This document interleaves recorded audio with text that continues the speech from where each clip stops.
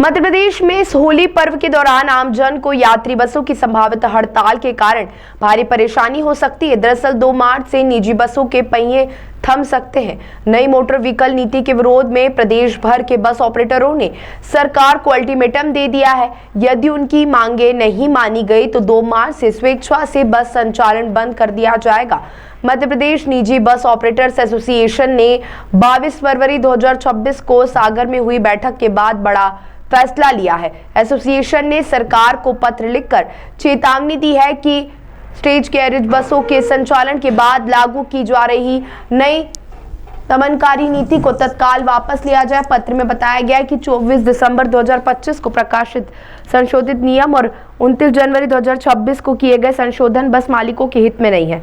संगठन की मांग है कि संशोधनों को निरस्त किया जाए और मोटरयान अधिनियम 1988 के तत्पूर्व की व्यवस्था को यथावत रखा जाए।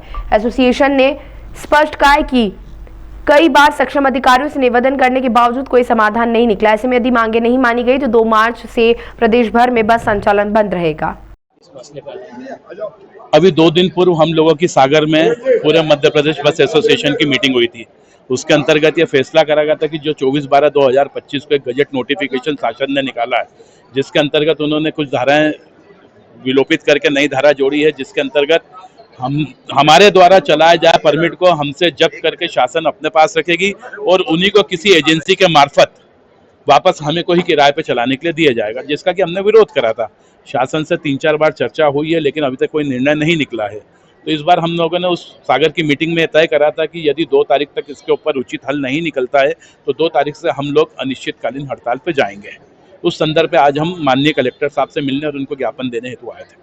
कितनी बसें प्रभावित हो रही, कितने लोग? पूरे मध्य प्रदेश में आज कम से कम 20,000 बसें संचालित हो रही है और सभी प्रभावित होंगी उसके अंतर्गत। और यह पहली बार होगा कि किसी ऐसी एजेंसी को यह परमिट दे दिए जाएंगे जिनके पास में एक भी बस नहीं है, जबकि परमिट की सबसे पहली शर्त होती है कि मोटर मालिक को अपने बस प्रस्तुत करना पड़ती है, उसका रजिस्ट्रेशन, बीमा, फिटनेस देना पड़ता है। उसके पश्चात शासन परमिट देना है कि नहीं देना यह विचार करता है।